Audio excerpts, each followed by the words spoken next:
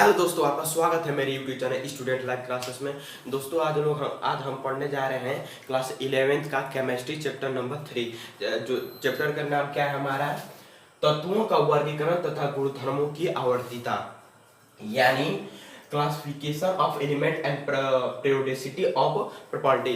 मतलब इस जितने भी मतलब तत्व के नाम से आपका एक यहाँ पर आप समझने की आप जरूरत है यहाँ पे आपको। ठीक है, अब चलते हैं इसको बारीकी से इसको समझते हैं। ठीक है, स्टार्ट करते हैं लेसन को। सबसे पहले हम समझें कि तत्वों का वर्गीकरण। तत्वों का वर्गीकरण की आवश्यकता क्यों पड़ी, यानी तत्वों को वर्गीकरण की आवश्यकता क्यों पड़ी। उसके पहले हमें ये शब्द को समझना पड़ेगा, वर्गीकरण। ठीक है, वर्गीकरण की आवश्यकता क्या पड़ी, यानी क्लासिफिकेशन की आवश्यकता हमें क्यों पड़ी तत्वों की। तत्व आप जानते हैं, hydrogen, helium, lithium, beryllium, boron, carbon, nitrogen, oxygen, ये सभी क्या होते हैं, तत्व होते हैं। ठीक है, तो वर्गीकरण क्या समझते हैं, वर्गीकरण।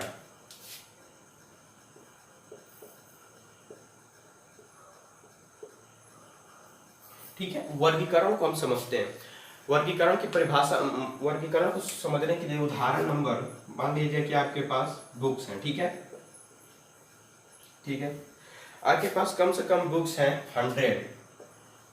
ठीक, यानी आपके पास कितने बुक्स हैं, 100 बुक्स हैं। ठीक है, अब आपसे कह दिया जाए कि ये सारे के सारे 100 बुक्स को आप वर्गीकृत कीजिए, यानी सजाइए। ठीक, एक वर्ग में रखिए। ठीक, तो आप क्या करेंगे, और इसमें हर प्रकार की बुक्स है, 9th की भी है, 10th की भी है, 11th की भी है, 12th फिजिक्स केमिस्ट्री सारी बुक है। तो आप क्या करेंगे, ठीक है, आप एक इस तरह से बनाए यहाँ पे। ठीक है, आप इस तरह एक क्या किए, वर्गीकृत करने का एक कोई बॉक्स है, कोई बड़ा बड़ा लकड़ी का बनवा दिए। ठीक है, अब आप इसमें इस बॉक्स में आप क्या करेंगे, बड़े से बॉक्स में क्या करेंगे, आपके पास 9th की भी बुक है। ठीक है, 9th की भी है, 10th की भी है। ठीक, 11th 12 बुक है फिजिक्स केमिस्ट्री। मान लीजिए कि आप क्या करेंगे, 9th की बुक सारी की सारी 9th की बुक यहाँ पर रख देंगे, 10th की बुक यहाँ पर रख देंगे। ठीक, उसके बाद 11th की और 12th की और। ठीक है, 100 बुक्स आपको रखनी है। तो उसके बाद अगर 100 बुक्स के अलावा भी मान लिया जाए कि 100 बुक्स तो आपके पास क्या है, साइंस की है, फिजिक्स की है, केमिस्ट्री की है, बायोलॉजी की है, sorry biology, chemistry, physics, math, सारी आपके पास बुक्स हैं। ठीक है, आप वर्गीकृत कर दिए, लेकिन आपके पास अगर एक्स्ट्रा बुक्स आ जाए, जैसे आपके पास कोई पोएम, कोई कहानी की बुक्स आ जाए। ठीक है, क्या आ जाए, कोई कहानी की बुक्स आ जाए, या कोई भी चुटकुले, या कोई भी अन्य, यानी जो साइंस और फिजिक्स केमिस्ट्री का बुक ना हो। ठीक, मतलब मान लिया जाए कि हाँ, तो आप उसकी वर्गीकृत करने के लिए, या कुकिंग का आ जाए। ठीक है, क्या आ जाए, कुकिंग, खाना बनाने की अगर आ जाए, रेसिपी की, खाना किस तरह खाना बनाया जाता है उसके बुक्स आ जाए, तो अब एक और खाना बनाएंगे, उसमें रख देंगे, और उसके बाद एक्स्ट्रा लिखकर, ठीक है, एक्स्ट्रा कुकिंग लिखकर। ठीक है, उसके बाद फिर से आपके पास एक्स्ट्रा बुक आ जाए, चाहे और एक्स्ट्रा मतलब और हाई लेवल की बुक आ जाए, तो एक और खाना बनाएंगे। तो इसी को क्या करेंगे, कहेंगे वर्गीकृत करना। यानी हमारे पास जितने भी कोई भी सामान हो, ठीक है, हमारे पास 100 हो, 200, अगर उसकी संख्या ज्यादा हो तो हमें वर्गीकृत करने में हमें क्या होती है, समस्या होती है। अगर आपके पास, अगर मान लीजिए कि आपके पास अगर 2 बुक होती, क्या सिर्फ 2 बुक, क्या होती, 2 बुक आपके पास अगर 2 बुक होती, तो आप क्या करते हैं, एक फिजिक्स की होती, एक केमिस्ट्री की होती, तो आप एक खाना बनाते थे। ठीक है, यहाँ पे आप केमिस्ट्री के रख देते हैं, यहाँ पे आप फिजिक्स के रख देते हैं, सिंपल, कोई बात नहीं है। ठीक है, इसी तरह हमारे पास क्या, हमारे पास जो पहले, यानी इस समय 118 तत्वों की खोज हो चुकी है, लेकिन उस समय मतलब इसके पहले जो हमारे तत्व थे, 31 तत्वों की खोज हुई, 63 तत्वों की खोज हुई, तो हमारे छोटे मतलब जो हमारे तत्व थे बहुत कम थे, तो आराम से वर्गीकृत हो गए। लेकिन जब वर्गों की संख्या बढ़ती गई, 118 तत्व हो गए, तो वर्गीकृत जो वर्गीकरण हुआ वह कई वैज्ञानिकों का गलत सिद्ध हो गया। जैसे आप आगे चल के इसमें कई वैज्ञानिकों का सिद्धांत पढ़ेंगे कि वर्गीकृत कैसे की। नंबर 1 हमारा पॉइंट है कि हमें यह अच्छी तरह मालूम होना चाहिए कि तत्व सभी प्रकार के पदार्थों की मूल इकाई है। ठीक, यानी इसका कहना यह है कि जितने भी तत्व हैं, ठीक, जितने भी तत्व हैं क्या है, सभी प्रकार के पदार्थ, यानी जो पदार्थ बनते हैं हमारे, किसी न किसी पदार्थ जो है वह किसी न किसी तत्व का मूल इकाई है। सॉरी, किसी न किसी पदार्थ का मूल इकाई है, होता है हमारा तत्व। ठीक, समझ में आ गया बात। तो हम लोग इसके पहले हम समझे हैं कि वर्गीकरण की आवश्यकता क्यों पड़ी तत्वों की। ठीक है, इसके पहले हम समझे हैं कि वर्गीकरण की आवश्यकता क्यों पड़ी तत्वों की। ठीक है, क्यों पड़ी, इसको हम पॉइंट वाइज देख लेते हैं। क्यों? क्योंकि सन 1800 तक केवल 31 तत्व तथा सन 1865 तक 61 तत्वों की जानकारी वैज्ञानिकों की थी। चलो ठीक है, यहाँ पर तो 31 मिल गए, यहाँ पर क्या मिल गए, 61 मिल गए, 63, सॉरी यहाँ पर मैंने गलत लिख दिया है, 63 तत्व हैं। ठीक है, यहाँ पर 63 तत्वों की, यहाँ पर तो संख्या कम है तो वर्गीकृत कर सकते हैं, लेकिन एक पॉइंट और बन सकता है कि आज जो हमारा चल रहा है वर्तमान काल, उसमें क्या है, हमारा 118 तत्वों की खोज हो चुकी है। तो क्या संख्या बढ़ गई ना, तो वर्गीकृत करने का जो वैज्ञानिक वर्गीकरण किए थे तत्वों की, वो क्या हुआ, वह असफल हो गए। हम पढ़ेंगे नियम। ठीक है, उसके बाद एक और पॉइंट है हमारा कि तत्वों और उनके यौगिकों का अध्ययन को सरल बनाने के लिए तत्वों के वर्गीकरण की आवश्यकता पड़ी। जैसे मैंने कहा था यहाँ पर कि, ठीक है, तो आप एक खाने में क्या रख देंगे, एक खाने में रख देंगे 9th की बुक, एक खाने में रख देंगे 10th की बुक, एक खाने में 11th की बुक। तो आप कहीं जाएंगे, कहीं से चाहिए आपको 11 पूरे 9th की बुक, चाहे फिजिक्स की बुक पूरा एक ही खाने में रख दें 9th की, तो आप चाहेंगे कि हाँ मैं फिजिक्स का 9th का बुक चाहता हूँ, तो इसमें से जाके निकाल लीजिए, पढ़ लीजिए। आसान हुआ कि आपके लिए कि नहीं। इसीलिए तत्वों को और उनका अध्ययन, तत्वों और उनका यौगिकों का अध्ययन करने के लिए और सरल बनाने के लिए और उनका अध्ययन किया जा सके आसान तरीके से, इसीलिए तत्वों का क्या किया गया, वर्गीकरण किया गया, तत्वों का वर्गीकरण किया गया। ठीक है, अब इसके अगले पॉइंट पर चलते हैं कि अगला पॉइंट हमारा, इसको नोट करते चलिए, बहुत इंपॉर्टेंट पॉइंट है कि वर्गीकरण का अर्थ है जो तत्व रासायनिक हो या भौतिक गुणों में समान हो, उन्हें एक ही स्थान पर अर्थात एक ही समूह में रखा जाए, जिससे हम उनका क्रमबद्ध अध्ययन कर सकें। ठीक है, यानी आपको जो मैंने उदाहरण दिया है, आपको स्पष्ट हो गया कि तत्वों का वर्गीकरण क्यों किया गया। ठीक है, स्पष्ट हो गया कि नहीं। क्योंकि भाई मेरे पास 100 बुक है और मैंने रख दिया वर्गीकरण ऐसे किया है कि उसमें 50 ही बुक है, तो 50 नहीं, तो वर्गीकरण क्या हुआ, गलत। ऐसा वर्गीकरण कीजिए जिसमें सारे 100 बुक्स उसमें आ जाए, तो वही आपका क्या कहेगा, सही वर्गीकरण। लेकिन वह एक ही समूह में होना चाहिए, ये नहीं कि मैंने यहाँ पर 9th की बुक रख दी एक ही खाना में, तो मैंने 10th की भी रख दी, 11th की भी रख दी और रख दी कि जाऊँ तो मुझको परेशानी होगी। नहीं, एक खाने में एक की चाहिए तो एक खाने में फिजिक्स की रख दो, दूसरे खाने में केमिस्ट्री की रख दो। इसी तरह आप वर्गीकृत कीजिए। जो आधुनिक पीरियोडिक टेबल है आपका, यानी जो आवर्त सारणी है आपका, उसमें आप देखें एक ही वर्ग के तत्व, एक आवर्त के तत्व, एक समूह, जैसे यहाँ पर आप आगे चलकर आवर्त सारणी के बारे में पढ़ेंगे तो उसमें आपको मालूम चलेगा कि इसी नियम का पालना वही है वर्गीकरण का। ठीक है, तो अब चलते हैं इसके महत्वपूर्ण और बहुत महत्वपूर्ण पॉइंट है। ठीक है, यहाँ पे तो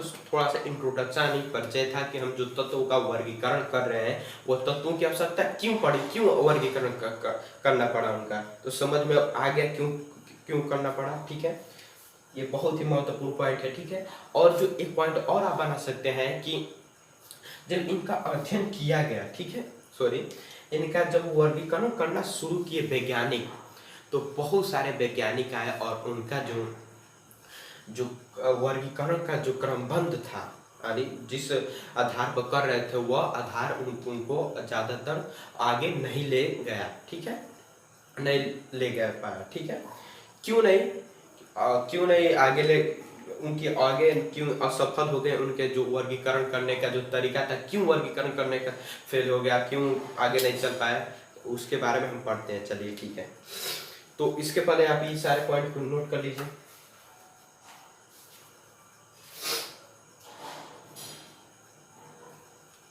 चलिए नोट हो गया, तो हम चलते हैं इसके अगले पॉइंट पे, इसको मिटा देते हैं। कहते हैं कि 92 तत्व 118 तत्वों में से 92 तत्व क्या है आपके प्रकृति के हैं, ठीक। और इसमें से जितने भी मतलब अब बच रहे हैं वो क्या है, मानव निर्मित यानी कृत्रिम है, ठीक है, मानव निर्मित है वो तत्व। इनमें से 2 ऐसे तत्व हैं, मैं बता रहा हूं, जैसे तत्व है आपका नंबर 1 टेक्नेटियम। नाम सुनने में थोड़ा सा लग रहा है लेकिन आसान है, ठीक है, रिकॉर्ड नहीं है। तो टेक्नीटियम,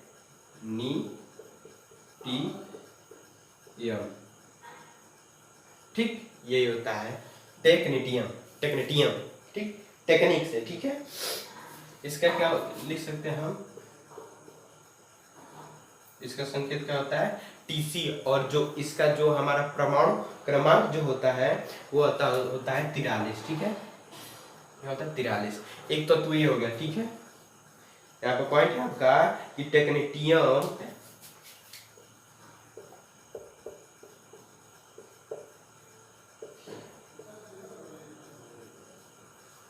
प्रोमिथियम, ठीक है, प्रोमिथियम। इसका क्या होता है Pm, और इसका क्या होता है एक्सा, ठीक है। अगर आपसे पूछ दिया जाए कि हाँ चलिए, तो हम मान जाते हैं कि 118 तत्वों में से 92 तत्व प्रकृति के हैं, लेकिन अगर कृत्रिम है तो उनमें से 1 या 2 तत्वों का नाम बताए। तो अब क्या दो नाम बता सकते हैं, टेक्नेटियम और प्रोमेथियम, ठीक है। Tc और Pm आप इसका बता सकते हैं। तो ये 2 क्लियर हो गया, ये पॉइंट क्लियर हो गया ना आपका, ठीक। अब चलते हैं इसके वर्गीकरण, यानी जितने भी वैज्ञानिक थे यानी वर्गीकृत जो किए थे, वर्गीकरण कैसे कैसे किए थे, अब उन पर हम विचार करते हैं।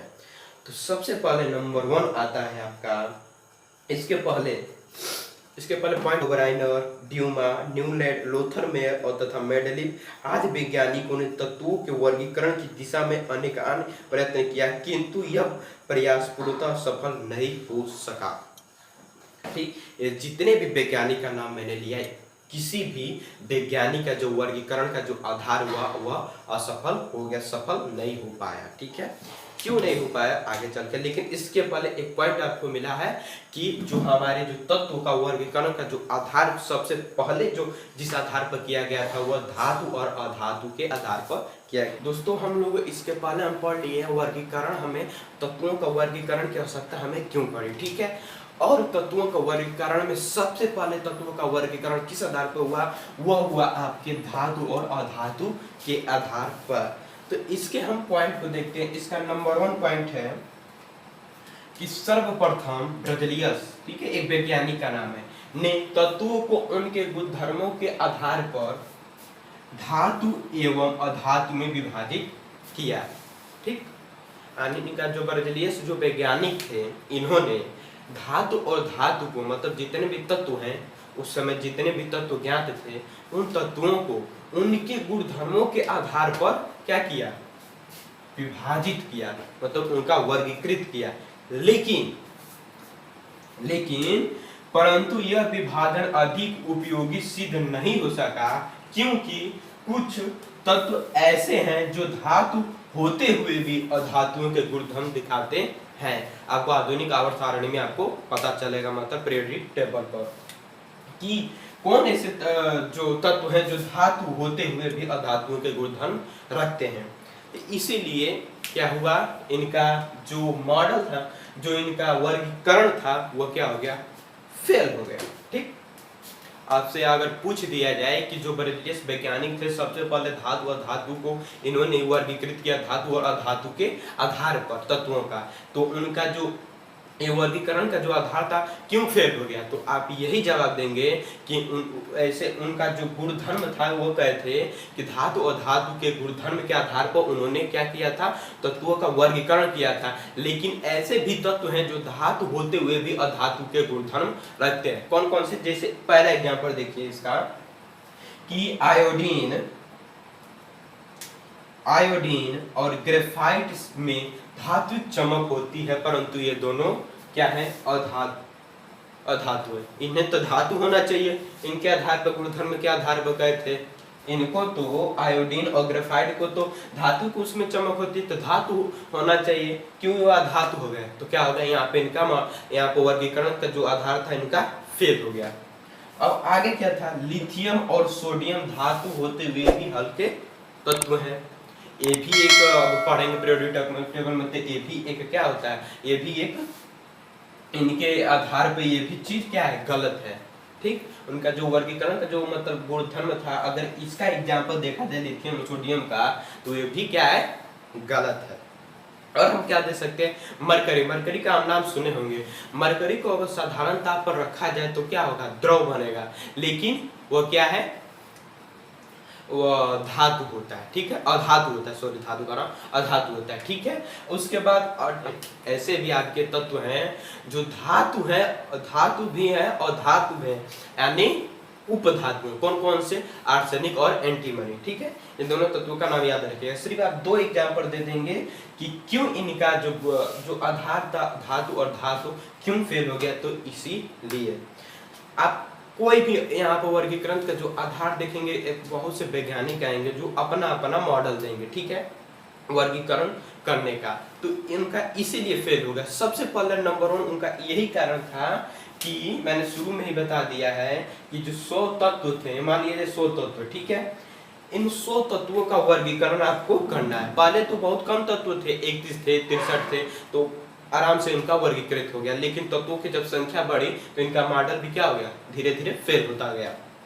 क्यों, क्योंकि वह 100 तत्वों को यानी जो 118 तत्व हैं उनको एक सही क्रम में व्यवस्थित यानी इनका वर्गीकरण नहीं कर पाए, इसीलिए फेल हो गए। आगे चल के हम वैज्ञानिकों का नाम मैंने बता दिया है कि कौन कौन से वैज्ञानिक का पढ़ना है। प्राउड का पढ़ना है, ठीक है, न्यूनेट का, डोबेराइनर का, ड्यूमे का और लोथर मेयर, मेडलिक। उसके बाद बहुत से ऐसे मॉडल हैं जो हमें पढ़ने हैं, और इसी से हमारा क्या होगा, ये पूरा का पूरा जितना हमें इसमें प्रश्न पूछ रहे हैं पूरे उनके उत्तर उसी मॉडल में हमें क्या हो जाएगा, उत्तर इसका मिल जाएगा। ये पॉइंट समझ में आया सबके सब? आपसे पूछ दिया है, क्वेश्चन जरूर बन सकता है कि धातु और धातु जो हमारे तत्वों का वर्गीकरण था वह सबसे पहले किस आधार पर किया गया, तो अब उत्तर देंगे धातु और अधातु। ठीक है, और एक प्रश्न और आपसे पूछ दिया जाए किस वैज्ञानिक ने इस आधार को चुना था, तो कौन से वैज्ञानिक थे, बर्जलियस। ठीक है, और ये क्या कहे थे, गुण धर्मों के आधार पर इन्होंने क्या किया था, धातुओं एवं अधातु में विभाजित किया था। ठीक, समझ में आ गया ये? अब हम आगे पढ़ेंगे, आगे हम अगले वीडियो में हम पढ़ेंगे कि जो हमारे मॉडल वैज्ञानिकों के मॉडल आए वर्गीकृत करने का, तत्वों का वर्गीकृत करने का आधार आए, उसके बारे में हम पूरे डिटेल से पढ़ेंगे। ठीक है, तो आप लोग ये पहले इसका स्क्रीनशॉट लेना है तो ले लीजिए, और इसके बाद देखिए।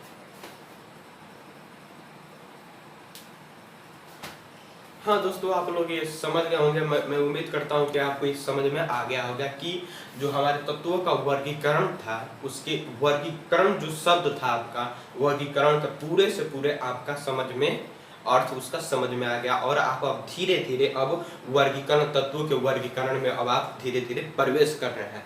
ठीक, तो आप पहले अपना बेस मजबूत कर लीजिए, क्योंकि इसका बेस मजबूत, इंट्रोडक्शन बढ़िया आप सुने होंगे, बढ़िया से इसका जो इसका बेस है उसका मजबूत किए होंगे, तो आगे जो मॉडल आएगा वो आपको बहुत बहुत अच्छा समझ में आएगा। तो अगर आपको वीडियो अच्छी लगी है और इस वीडियो के माध्यम से आपको अगर कुछ भी जानकारी मिला हो और कुछ नया सीखने को मिला हो तो वीडियो को लाइक कर दें और चैनल को सब्सक्राइब कर दें, ताकि हमारा कोई भी वीडियो स्टडी से रिलेटेड बने तो आपके पास सबसे पहले पहुंचे। और ये जो आपके दोस्त हैं जो क्लास 11 में हैं या कोई भी एग्जाम की तैयारी कर रहे हैं, तो इस वीडियो को उनके पास जरूर शेयर कीजिएगा, ताकि उनका छोटा छोटा जो डाउट हो पूरा क्लियर हो जाए। ठीक, और हम इसमें जो भी डाउट हो आप कमेंट बॉक्स में कमेंट कर सकते हैं। ठीक है, आगे हम चलेंगे, आगे हम जब बढ़ेंगे मॉडल के बारे में पढ़ेंगे, वर्गीकृत करने का जो हमारा मॉडल आया था, जो आधार बना था, वैज्ञानिक जो बनाए थे उन बारे में पढ़ेंगे, तो इसमें जो भी डाउट है आपका धीरे धीरे क्लियर हो जाएगा। ठीक है, लाइक सब्सक्राइब, जय भारत।